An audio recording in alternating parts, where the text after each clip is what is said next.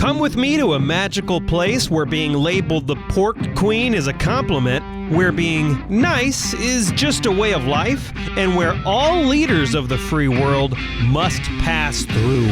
Welcome to Iowa. Whether you're a current Iowan, an Iowa expat, or an Iowan at heart, this show is for you. This is the Iowa Podcast. Real Iowans, real talk, no drama.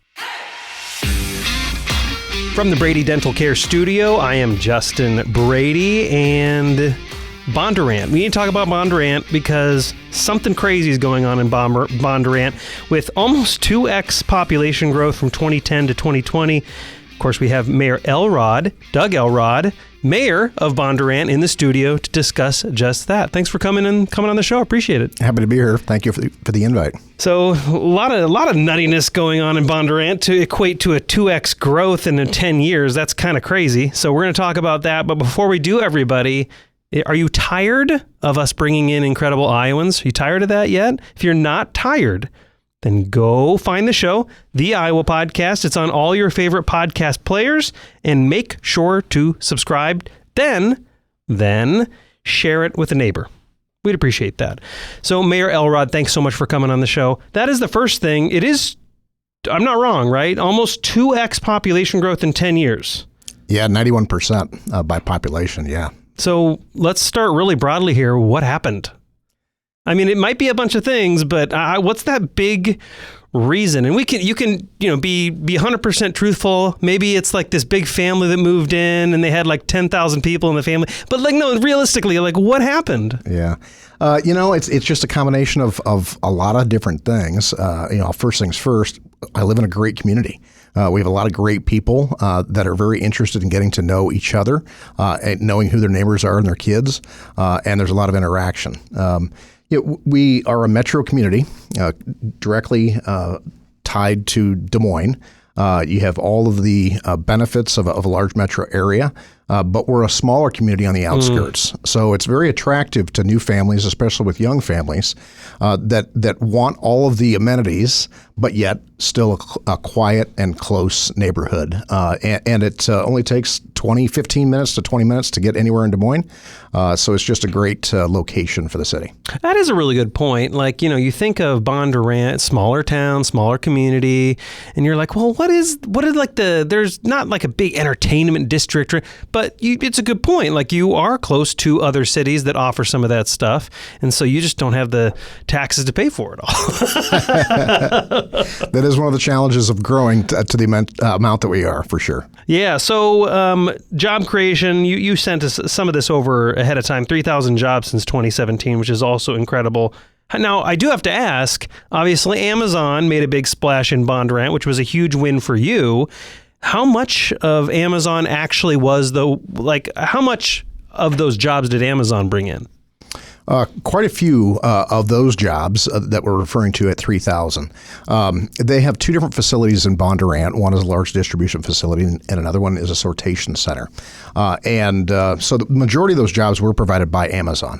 However, having said that, there are a number of other businesses who have also joined in our community that are providing jobs as well. So it's more than just Amazon. We're very proud in that fact. I'll tell a little bit of a story on Amazon. We're very lucky and very fortunate to have them join our community, and they've been fantastic partners with us in donations through local community organizations and different events, and they're great to have around Bondurant. I will say that it was a concerted effort by the city council in partnership with the school district to attract industrial projects to the community. The school system was growing, such to the point, just like the community, where they're trying to figure out how to accommodate all the new students in the community. Oh, that's a good problem. And so, years ago, they approached the community and forecasted the need for two different bond referendums within a period of 5 years or so from one another. I believe the first one was going to be 20 million. The second one was going to be 25 million, something along those lines. The partnership between the two organizations was we wanted to attract industrial projects and commercial projects because we can add additional valuation to the bankroll for both organizations without adding additional burden by adding additional students to the community by attracting industrial and commercial projects.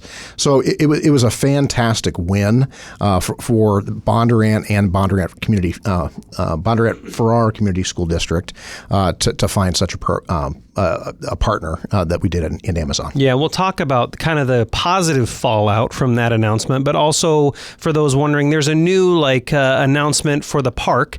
You're doing like an ice thing and a splash pad, an amphitheater. We're going to talk about that as well. So there are lots to go through. But you mentioned something interesting that with Amazon coming in there, which kind of set off a chain reaction, is basically what I'm hearing. What are some of the positive fallout? What is some of that chain reaction that came in? Because you have a big brand like Amazon. That's a cool name. Everyone is used to the box with the little blue ribbon on top, right? Everyone's used to that. So that does raise some eyebrows and it brings some attention your way. And so what was the chain reaction? Like, what is Amazon? You mentioned they're doing things in the community. I think a lot of people would want to know what they're doing. How they're making contributions, and what other businesses are like, you know what, I think we should go to Bondurant too. What happened? Yeah. There's a lot of good. I'll say that has come out from Amazon and them joining the community. First things first, to your point, it's notoriety. Everybody knows that the Amazon brand. Just about everybody I know uses them and orders stuff and gets stuff directly delivered to their home. So it's a convenience. And having the first distribution facility in Iowa was huge for just notoriety for the community. Mm-hmm. The level of involvement that they've had, I'll give you an example. So through a grant that we received from Prairie Meadows and others, I should say, we created a block party in a box. It's a trailer that is fully outfitted with all the things that you might need for a block party. And Amazon donated the tables that are located within that trailer, for instance. It's a whole conglomeration. I can't point to just one item. Yeah. There's a lot of different opportunities that they've partnered with us and individual community organization, that has really been a value add for the community. Now, were there things you needed to do from a city stand? And then I want to ask about other businesses that came in later because you mentioned that. But were there things that you needed to do structurally to prepare for a big move like that? And obviously, the whole show is not going to be by Amazon, but it is a pretty big deal. So were there things the community had to do? And then again, what were those other businesses that came in as a result? Yeah. So as far as what we had to do to prepare, infrastructure was a huge project, and fortunately through a grant we received through Iowa RISE grant, we were able to fund the majority of the infrastructure needs for the facility. So that included several different roads and land acquisitions for those easements, things of that nature, for being able to and some new interchanges, light interchanges, things of that nature. So yeah, it's multi-million-dollar investment in just infrastructure, and thank you to the state for their partnership for us to complete that project. As far as new businesses that have come into town, I don't know that there's any businesses that have come to Bondurant specifically because of Amazon. Right. But we've had a whole host of different businesses that have come into town as well. It's I would say it's more than just Amazon. From warehousing to office. Use, I would say. We've seen a huge insurgence of small commercial growth in the last year and a half or so. So a lot of small business owners are hanging their shingle up and providing services to our residents, and that is hugely appreciated. Largely Bondurant historically has been kind of considered a bedroom community where we would sleep and live in Bondurant, but then come to Des Moines or other areas to work and then return. And the opportunity to add additional small commercial growth to our community is providing additional services and options for our own residents to keep their money locally. Sure, that makes sense. I do wonder, one of the things, now I've driven by several times that warehouse and there's no traffic problems, everything's smooth, but is that a future concern? Because, Amazon runs a lot of trucks. They are a big logistical operation. Are there community concerns with, as Bondurant grows, as Amazon grows, are there any traffic concerns? And maybe there aren't. I don't know. Yeah. That was a big focus when we first were approached about the possibility of the business coming to town. First things first, we didn't know who the business was when we first learned about it, but understanding the use of that space and traffic was a large concern, especially for the neighborhood that's right across the street from the building. Amazon has been a great partner in coordinating a lot of their incoming and outgoing trucks during off-peak hours of road use. That's interesting. That has been huge. And frankly, I live probably a mile away from the Amazon facility, maybe a little bit longer, maybe 2 miles, I guess. But I personally haven't seen an uptick in truck traffic, and I've never thought to this day, since they've opened up, have I second guessed the opinion, the decision to have them come into town. Yeah, and I've driven by there several times during what I think most people would consider peak times, morning, evening drives. And I don't live in Bondurant. I live on the east side of Des Moines, so I'm kind of close. I'm kind of an unofficial Bondurant person, but it's almost like you see they're there, you see that's activity, but it almost doesn't go on the road for some. So to your point, it is weird how they have figured out logistically to keep roads clean, because for whatever they're doing, it seems to be working. Now, it was really neat. I actually like this. Your taxes have been reduced in the city. When some people see growth like this, the taxes go up, but that's the opposite case.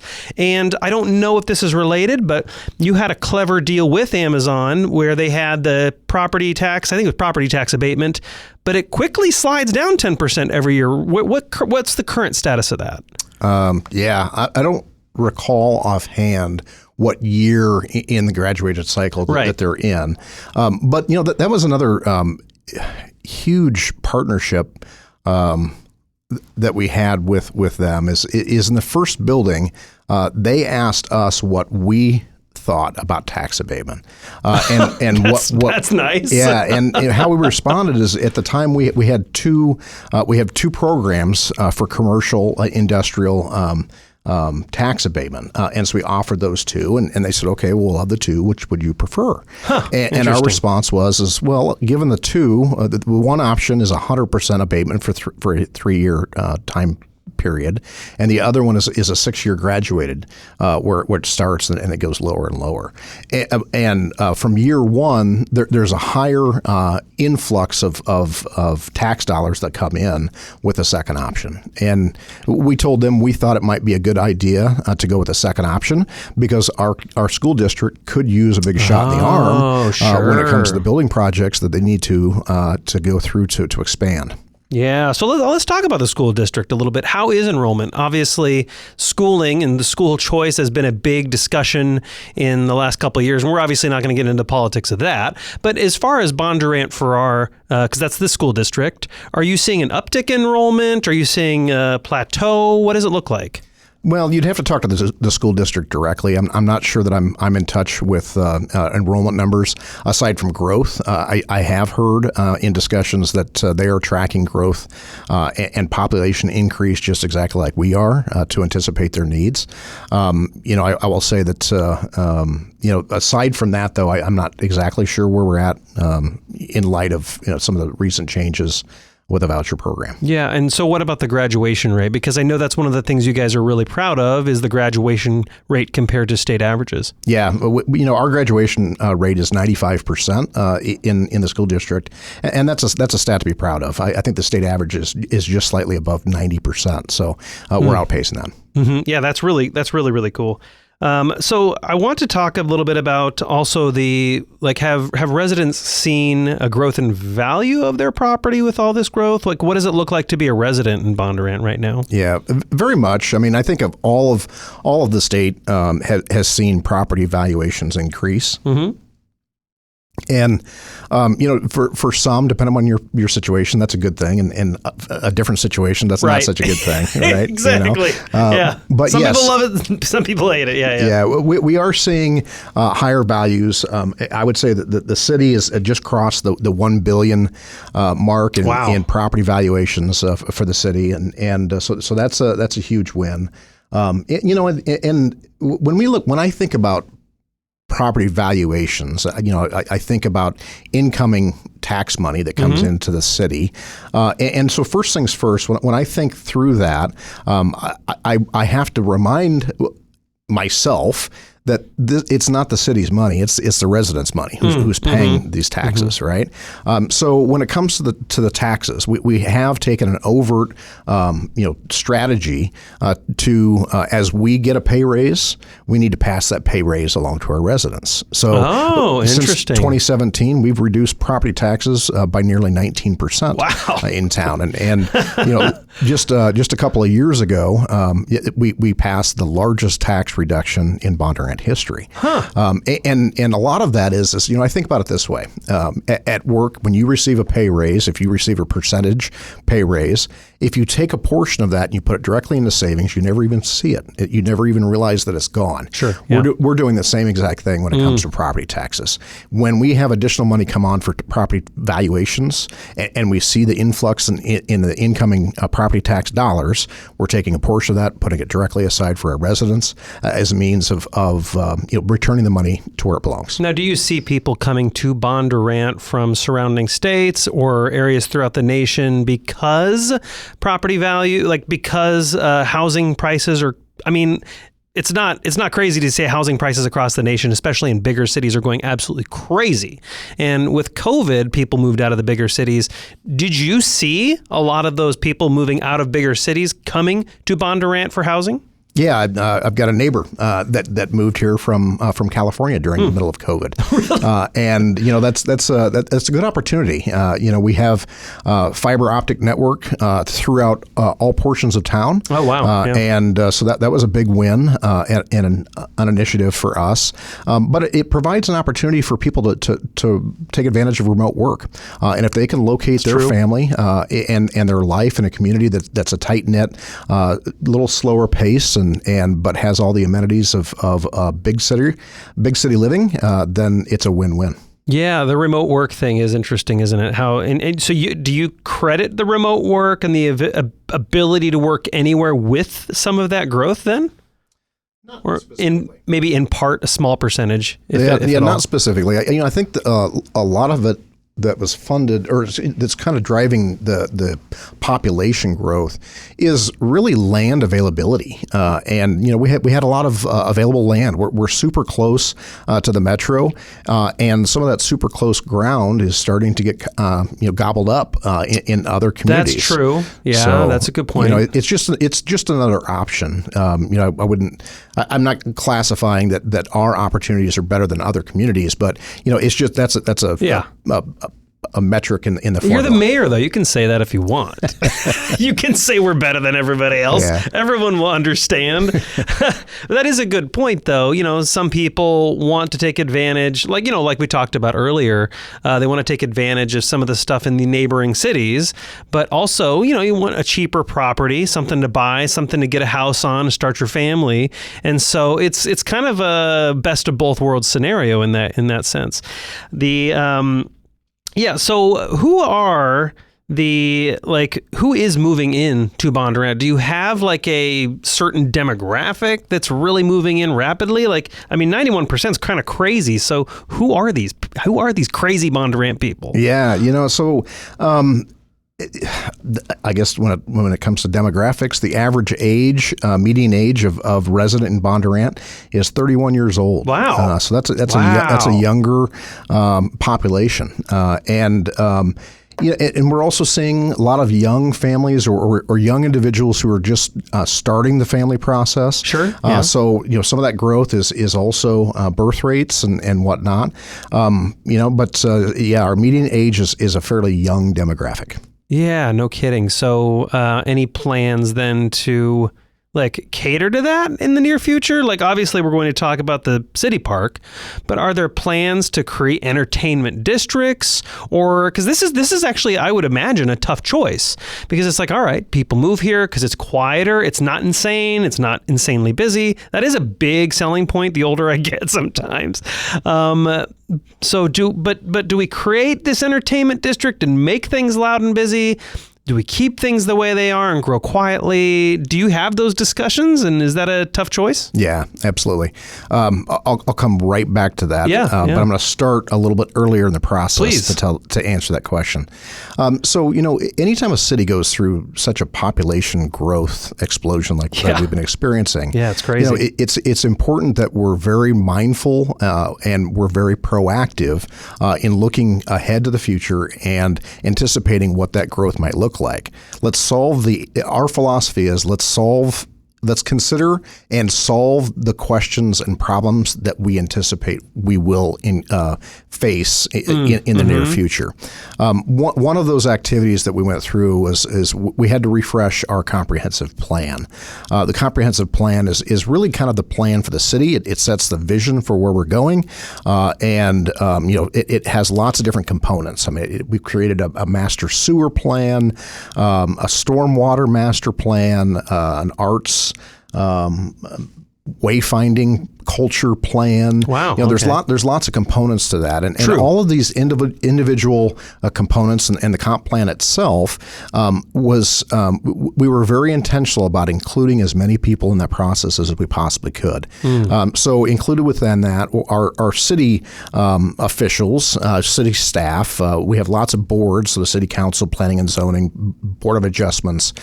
We had the school board involved. We had members of the chamber and individual business owners represented within that. So the more the better. It was our mentality. We had very large rooms filled with people as we're discussing the thought process and vision for where we want to go in Bondurant. And so the level of involvement and feedback it was just absolutely fantastic. And more than anything, the driving culture mentality that we heard over and over again from our residents was we want to maintain, no matter how big we get, we want to maintain our hometown feel. Oh, that's interesting. Yep. And so, and then specifically to your question in regard to parks and what type of amenities the city offers, is really we heard a lot about from younger new residents and younger families that they want opportunities to spend time with their family and their friends outdoors recreating. So there was an opportunity. So City Park downtown Bondurant has been around for some time, and it's been a project that we've added to. We've bought ground, we've acquired ground in this city block a little bit at a time over the years, and we now have the entire city block devoted to a city park. And as it sits today, it's an absolute wonderful place to spend. There's basketball courts, our farmers market is there, there's a shelter house that can be rented, there's playground equipment, and a lot of people utilize this space. But as we thought through what the needs of our community are today and the demographics of our city, we thought there's opportunities to incorporate some new possibilities with the park. New ways of spending time there, including a splash pad. That was something that was overwhelmingly wanted by our community. So an opportunity for kids to go splash in the water, cool off during the summer. We have space for we're greatly increasing the amount of playground equipment in the park. All new basketball courts to bring them up to speed. We're going to keep the one shelter house we have. We're going to be adding another shelter house, or at least that's the plan at some point in the future. An amphitheater for community gatherings, and an ice ribbon. Yeah, so this is what you're doing. You're going to grow the city. You're on that growth trajectory, obviously, which is crazy. Like we said, almost 2x in the last 10 years. But you want to maintain, that's almost your vision statement. I don't know what your vision statement is. I didn't look that up, sadly. But it's almost like we want to grow, but not at the expense of maintaining the hometown feel, which is interesting. And so I really like that you paid attention to the residents, and you're keeping that small town feel, outdoors stuff, outdoor activity, and not necessarily focusing on the big metro and like really loud entertainment, focusing on that more community aspect. But we got to ask, what is an ice ribbon? I have never heard of an ice ribbon in my life. What is this? How is it made, and how is it different than an ice rink? I think everybody knows what an ice rink is, but what is an ice ribbon? Sure. The whole point, the council, when we started talking about City Park and talking about different amenities and things to do there, the line of thinking was can we create an opportunity for the park to be used by our residents throughout all times of the year. And, there's not many people using the basketball courts when there's snow on the ground. So let's find an opportunity to use it during the winter. And so the ice ribbon, I mean, clearly space is at a premium. We only have one block to program the entire city park within. The ice ribbon is essentially how it's arranged in the vision of what it will look like when it's all done. It's a ribbon that goes around the splash pad. And it provides, I don't even recall how wide it is, but it will be space that you can ice skate, and it will be actual ice, and you can kind of go around in a format. In a rink, everybody goes around the rink, yes, but it's just a wide open space, right? Where this ice ribbon, there's not space in the middle of a rink, let's say, to skate, but you still have the perimeter, so to speak, to be able to ice skate. So it's less rink, more almost like racetrack look. Yeah. That's a good way to describe it. So this is hard for me because I'm not I love ice skating. So the fact that this is opening, like I said, I live on the east side of Des Moines. So the fact that this is opening closer to me is very exciting. How big is it? I think it's 382 linear feet. So if you stack that on top of, it kind of looks like a little mini racetrack, from a bird's eye view. I looked at the plans. If you stack it on top of Metro Ice or West Des Moines new ice, like a standard hockey ice rink, is it roughly the same size? Is it a little bigger? What is it? You're giving me the I don't know, man. Yeah. Great question. Why aren't you an expert on everything? We're also going to talk about the new Boeing 787 Dreamliner and how it's engineered. Do you have any thoughts on that, Mayor Elrod? I'm going to need to phone a friend on that one. That's super funny. But so there's going to probably be skate rentals, I'm assuming, that kind of stuff. We haven't gotten that far, honestly. Okay, because it's a few years out, obviously. Yeah, so this will be this whole city park will be a multi-phased approach. Right. And in the first phase, what we're planning on doing is we're going to be investing in putting the infrastructure underground to be able to one day build the ice ribbon. What does that look like? Is it cooling? It's not pipes, cooling. Really? Yeah. Because you need to fill it and drain it. You got to fill it and drain it. Yeah, and then eventually, we're going to need to acquire the equipment to be able to maintain it. Sure. Yeah, makes sense. And keep it running. So do you Zamboni something like that outside? At some point, we probably will need one. That's crazy. So in the summer, then, what's the plan for that? Is it just going to be covered up with a walking track, or is it just going to be roped off? I'm assuming it's not going to be roped off. What does that look like in the summer then? Yeah, a good question. There's a whole host of different things we could do with it. Sure. Okay. And that'll be part of our Parks and Rec department that will manage that. But right now for phase one, we're putting the infrastructure which will facilitate that later on, and it will be future action during future phasings to actually install it. So it'll be a number of years. Well, I want it to be next year. So come get going on that, please, because I'm nearby. And then also I should say you guys are adding into that plan like a food truck kind of station too, which is really, really cool. So just our last minute here, what's next? And then, of course, if people want to move to Bondurant or reach out and learn more information, how do they do that, of course? Absolutely. Well, the second question first. Come out and take a look. We're within 15, 20 minutes. Give us a call. We'd love to spend some time with you and talk to you about the advantages of Bondurant. I love that small town, right? Give us a call. Yep. That's literally how I got you in the studio. I gave you a call and you're like, oh, sure. And then you call me back. You're like, hey, yeah, I'd love to do it. So it's super. I love the small town thing. Yeah. It's fantastic. Absolutely. We pride ourselves in connecting with people. In fact, our city motto is life connecting, and for that exact reason. That's good. What's next? Where do I start? You can break news on this podcast if you want. We love that. There is a whole list of projects that we have that are ongoing and ones that we're working on in the future. So things as boring as a pavement condition index and creating a table of understanding what's the condition of our streets and how do we get on a schedule to budget making repairs to those in a regular format. To excitement of potentially a new park someday. We have a plot of ground that we have an opportunity to create a regional detention basin that will drain about 500 acres, and so that will result into about a 30 to 36-acre lake. So maybe a water sport thing is in the future?